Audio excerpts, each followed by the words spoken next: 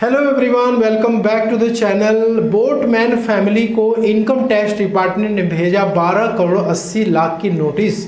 दोस्तों, महाकुंभ 2025 जो कि उत्तर प्रदेश के प्रयागराज डिस्ट्रिक्ट में ऑर्गेनाइज हुआ और इस 45 दिन के चलने वाले महाकुंभ में टोटल 60 करोड़ से भी ज़्यादा श्रद्धालुओं ने डुबकी लगाया और यूपी गवर्नमेंट ने इसमें 7,500 करोड़ की इन्वेस्टमेंट की, जिससे कि 3 लाख करोड़ की रेवेन्यू जनरेट हुई। इसके अलावा छोटे मोटे जो व्यापारी थे वहाँ पर उन्होंने भी यहाँ पे अच्छी खासी कमाई की और उसी में एक बोटमैन की फैमिली काफ़ी इस समय चर्चा का विषय बनी हुई है, जिसने कि सिर्फ नाव से दोस्तों 30 करोड़ रुपए की इनकम इस महाकुंभ में 45 दिन में जनरेट की हुई है।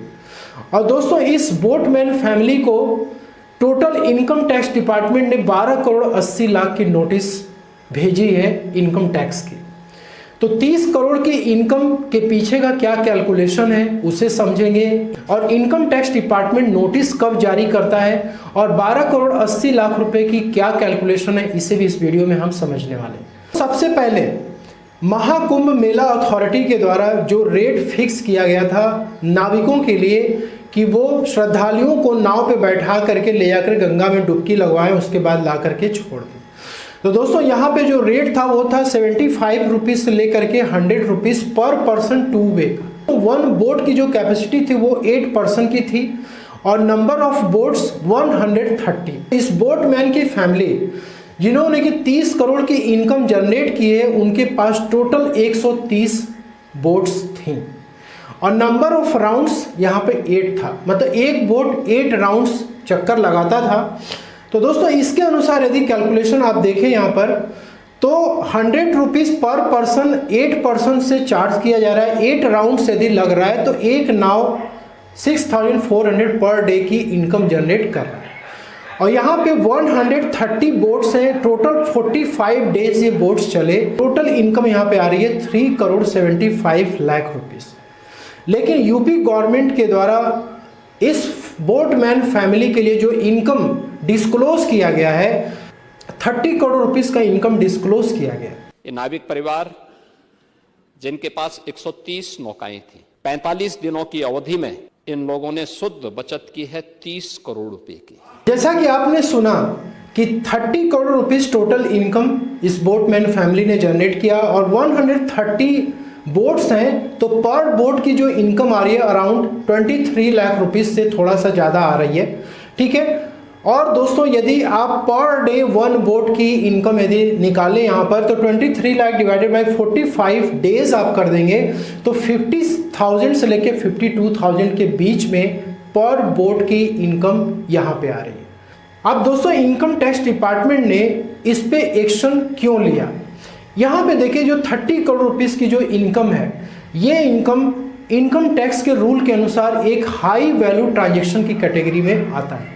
तो दोस्तों, इस पैसे को अपने कैश में तो नहीं रखे, अब यहाँ पे उसको बैंक में इन्होंने डिपॉजिट किया होगा। तो जब भी बैंक में इतनी ह्यूज में आप कैश को डिपॉजिट करते हैं तो ये एक हाई वैल्यू ट्रांजैक्शन की कैटेगरी में आता है, जिसको कि आप रूल 114E इनकम टैक्स का जब आप देखेंगे, इस रूल के अनुसार यदि आप बैंक में पैसा जमा करते हैं सेविंग अकाउंट में 10 लाख रुपए या फिर उससे ज़्यादा एक फाइनेंशियल ईयर में या सिंगल ट्रांजेक्शन में, वैसे तो दोस्तों पर डे आप 2 लाख से ज़्यादा डिपॉजिट नहीं कर सकते हैं आरबीआई की गाइडलाइंस के अनुसार, लेकिन यदि किसी पर्सन के मल्टीपल अकाउंट्स हैं, मल्टीपल बैंक्स में हैं, तो वो डिपॉजिट कर सकता है। ठीक है। तो 10 लाख या उससे ज़्यादा का डिपॉजिट कर दिया। मान लीजिए इस पर्सन के नंबर ऑफ अकाउंट्स 5 से लेकर के 10 हो सकते हैं, उससे ज़्यादा हो सकते हैं, लेकिन दोस्तों उसका पैन नंबर तो एक ही पैन नंबर सभी अकाउंट में होगा।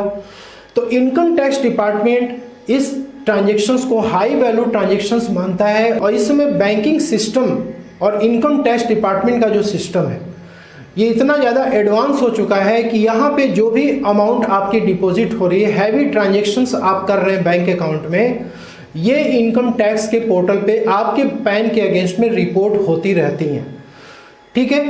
तो यदि कोई पर्सन ये समझ रहा है कि हम 10 अकाउंट 20 अकाउंट ओपन करा लेते हैं और उसमें कैश को हम जमा कर देंगे, ठीक है, और हम बच जाएंगे, तो दोस्तों यहाँ पर हाई वैल्यू ट्रांजेक्शन की वजह से आप एस्केप नहीं कर सकते। बैंक इस ट्रांजेक्शन्स को रिपोर्ट कर देता है। अब दोस्तों यहाँ पे यदि इस फैमिली ने इतनी हैवी अमाउंट डिपॉजिट की हुई है तो एक तो फैक्टर यहाँ पे ये बनता है कि इनकम टैक्स डिपार्टमेंट इस हाई वैल्यू ट्रांजेक्शन की वजह से नोटिस जारी किया। अब यहाँ पे देखिए दूसरा पॉइंट क्या होता है कि आपने पैसे डाल दिए, अब आपको एक्सपेंसेस भी करने हैं, खर्चे आपको करने हैं, ठीक है। आप मान लीजिए कोई अपनी बिल्डिंग कंस्ट्रक्शन करा रहे हैं या फिर आपने नाव चलाने के दरमियान जो भी आपके एक्सपेंसेस हुए गए उस पर्सन को आपको पेमेंट करना है, तो आप जाहिर सी बात है बैंक से पैसे विड्रॉ करेंगे। तो मान लीजिए कि आपने बैंक से कैश विड्रॉल भी यदि किया हुआ है 20 लाख रुपए से ज़्यादा का और आप ITR फाइल नहीं कर रहे हैं तो सेक्शन 194N में TDS बैंक डिडक्ट करता है और आपके पैन नंबर पे डिपॉजिट करा देता है। ये भी एक इम्पॉर्टेंट फैक्टर होता है इनकम टैक्स डिपार्टमेंट से नोटिस आने का। तो यदि इस बोटमैन फैमिली ने बैंक से कैश में विड्रॉ किया है 20 लाख या उससे ज़्यादा का तो सेक्शन 194N में TDS कटा और इसके बाद डिपार्टमेंट से नोटिस यहाँ पे आ गई।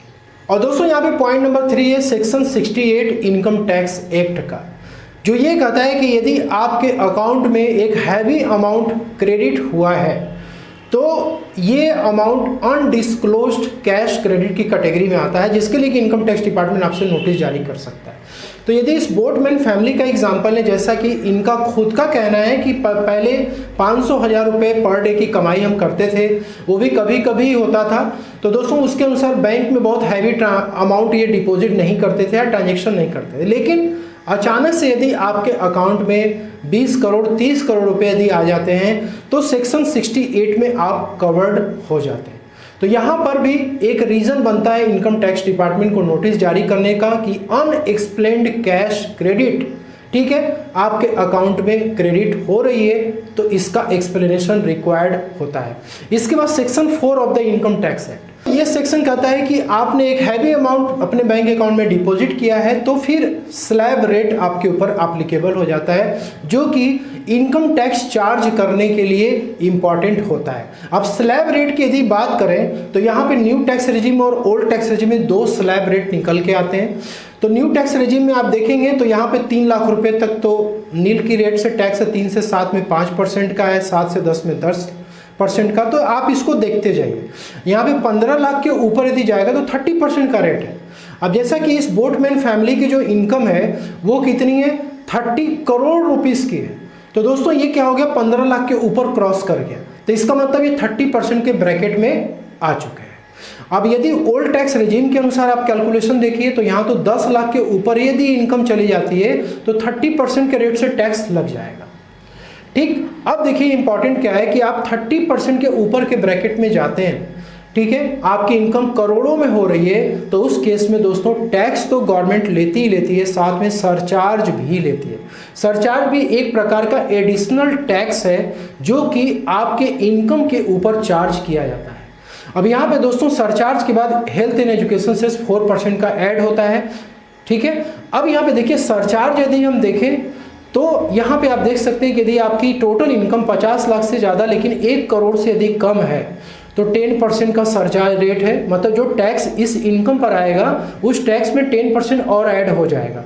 1 करोड़ से ज़्यादा लेकिन 2 करोड़ से कम है तो 15% है, 2 करोड़ से ज़्यादा लेकिन 5 करोड़ से कम है तो 25%, 5 करोड़ से ज़्यादा यदि है दोस्तों इनकम तो 37%। ये ओल्ड टैक्स रेजिम में सरचार्ज है, और यदि आप न्यू टैक्स रेजिम में देखें तो 25% का सरचार्ज एप्लीकेबल है। तो दोस्तों यहाँ पर सेक्शन 68 और सेक्शन 4 में इनकम टैक्स डिपार्टमेंट ने इस बोटमैन फैमिली को 12.8 करोड़ की नोटिस जारी की है। अब यहाँ पे हम देखेंगे कैलकुलेशन कि किस तरीके से यहाँ पे कैलकुलेशन निकल के आ रहा है 12 करोड़ 80 लाख रुपए का। यहाँ पे दोस्तों हम देख सकते हैं कि असेसमेंट ईयर 25-26 हमने सेलेक्ट किया हुआ है, ठीक है, और यहाँ पे इनकम हमने इंटर कर दिया टोटल 30 करोड़ रुपीस की इनकम, ठीक है। और यहाँ पे देख सकते हो ओल्ड टैक्स रिजीम के अनुसार टैक्स आ रहा है 12 करोड़ 79,64,850। इसके अनुसार देखें तो 12 करोड़ 80 लाख रुपीस की टैक्स अमाउंट आ रही है। और यदि आप न्यू टैक्स रिजीम के अनुसार जाएं तो 11 करोड़ 65 लाख की ये टैक्स अमाउंट आ रहा है।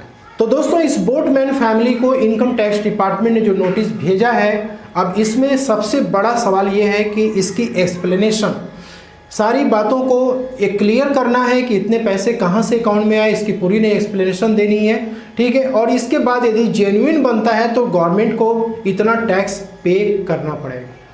तो दोस्तों आप भी सावधान हो जाइए, यदि इस प्रकार की जो भी डिस्क्लोजर होती हैं सोशल मीडिया पर, वो एक बहुत इंपॉर्टेंट फैक्टर प्ले करते हैं इनकम टैक्स डिपार्टमेंट के लिए। और यदि सोशल मीडिया से इनकम टैक्स डिपार्टमेंट को यदि कोई न्यूज़ मिलती भी है तो वो उसको जस्टिफाइड नहीं करता है, बल्कि उसके अंदर जाकर के जांच पड़ताल करता है। और ये दोस्तों हैं बैंक के द्वारा रिपोर्ट किए गए हाई वैल्यू ट्रांजेक्शन्स, क्योंकि पैन नंबर यदि आपका जहाँ जहाँ जुड़ा है बैंक वाले ट्रांजेक्शन्स को रिपोर्ट करेंगे और इनकम टैक्स डिपार्टमेंट वही चेक करता है, क्योंकि आपका पैन नंबर हर एक अकाउंट में है तो उससे सारे इनकम को ट्रेस कर लेगा, उसके अनुसार नोटिस आपको जारी कर सकता है। तो इस बोटमैन फैमिली के साथ भी कुछ इस तरीके की हुई है बातें, जिसमें कि यदि टीडीएस कटा हुआ है या फिर बैंक में पैसे डिपॉजिट हुए हैं जिसकी वजह से नोटिस रिसीव। तो आशा करता हूँ कि वीडियो पसंद है, अच्छी लगी, लाइक शेयर जरूर करेगा। मिलता है नेक्स्ट वीडियो में। Thank you so much.